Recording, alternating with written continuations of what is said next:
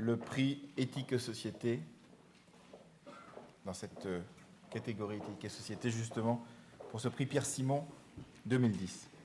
Bonsoir à tous et à toutes. Ont été distingués trois auteurs, Esther Duflo, dans cette catégorie. Esther Duflo pour le développement humain, la politique de l'autonomie.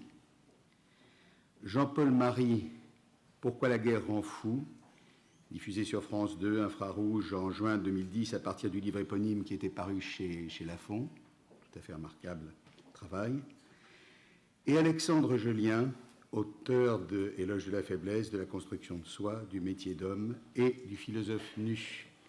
Je pense que vous avez deviné, et je dois dire que les hommages qui lui ont été rendus m'ont cassé complètement la présentation que j'avais préparée, parce que heureusement tout ou presque a été dit, ce qui veut dire que ce sera très très court. Alors, juste quelques mots, comme il s'agit du prix Pierre Simon. D'abord, je voudrais dire, pour ceux qui ne connaîtraient pas Alexandre Gelien, qu'il est suisse, qu'il a fait ses études à Fribourg, si ma mémoire est bonne, et surtout qu'il pond ses ouvrages pratiquement tous les 4 ans. C'est un très gros travailleur.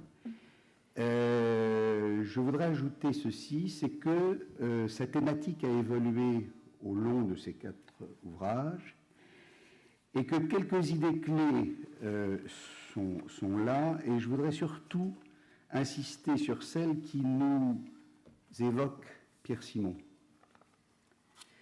Alors, il y a une phrase qui n'est pas d'Alexandre que je voudrais donner comme départ. C'est la phrase d'un auteur que j'affectionne beaucoup, qui s'appelle Porchia, qui est peut-être un peu oublié aujourd'hui, qui a écrit un ouvrage qui s'appelle Voces, Voix, qui a été traduit dans les années 70, me semble-t-il, en France. C'est un italo-argentin, et il a cette phrase dans son ouvrage. C'est Roger Munier et Roger Caillois qui l'ont traduit. Alors, il écrivait « Si j'avais cru que l'autre était le même, ma vie n'aurait connu aucune extension. » Et je trouve que on est là absolument au cœur du philosophe nu. Parce que l'autre n'est pas le même, ça a été dit et merveilleusement dit tout à l'heure, et que bien faire et se tenir en joie, qui est la phrase de Spinoza sur laquelle vous bâtissez beaucoup, Alexandre, eh bien, c'est un petit peu une des idées clés qui nous pousse. Sur le site d'Alexandre, que je vous recommande d'aller visiter, il a ce qu'il appelle des pharmacopées. Alors ça, c'est tout à fait extraordinaire. Ces pharmacopées, c'est un peu des notes avec des réflexions sur soi, sur le moment. Ça n'est pas un blog, ça n'est pas un journal, même si le philosophe nu se définit un peu comme journal. C'est un traité des passions que ce philosophe nu, avec des désirs parfois cannibales, avec beaucoup d'humour, comme on l'a dit tout à l'heure, comme l'a dit Madame la Ministre. Il y a des choses extrêmement drôles, qui sont parfois bouleversantes. Faire le mort, par exemple, quand on est fatigué.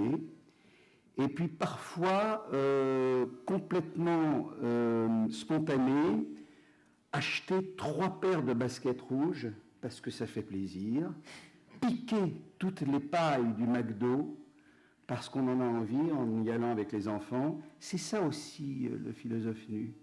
Alors bien sûr, on va y trouver Aristote, Nietzsche, et tous les maîtres, Lévinas et un tant d'autres, tous les maîtres qu'Alexandre a lus.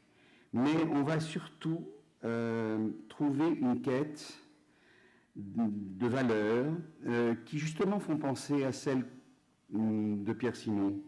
Réflexion, engagement, pour approcher une certaine sérénité lumineuse.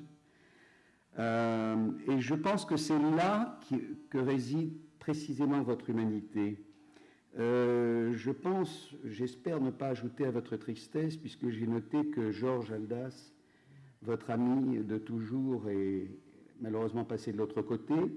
Mais Georges Haldas, c'était très amusant, c'était votre ami, donc encore jusqu'à ce qu'il disparaisse là, parlait des quintes passionnelles. Et je trouve qu'effectivement, on était dans la pharmacopée, eh bien, voilà, c'était des quintes passionnelles, et c'est là où on va rencontrer l'autre, avec une boîte à outils qui se constitue progressivement, c'est une métaphore que j'aime beaucoup, avec le dépassement de ce que François Bunel appelle le complexe de Cyrano, avec un cheminement, mais qui ne se fait pas comme ça, et heureusement. Je trouve que l'immédiate perfection serait mortellement ennuyeuse, et vous apprenez à tester, à voir la drôlerie du philosophe nu qui sait que la vie, c'est aussi aimer l'odeur des couches de son fils quand on le change. Par réalité, par perfection, j'entends la même chose. Encore Spinoza. Un philosophe nu qui fait l'éloge d'une philosophie des petits pas, sans nombrilisme, une toilette intérieure, tout accomplir de manière impeccable, je vous cite, rencontrer le vrai soi, devenir soi au-delà de la comparaison et de la jalousie.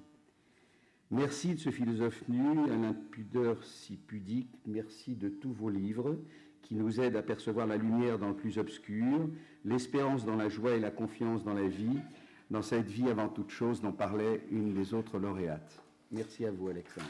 Merci. Et c'est pour cela qu'on vous remet le prix Éthique et Société Alexandre Jolien.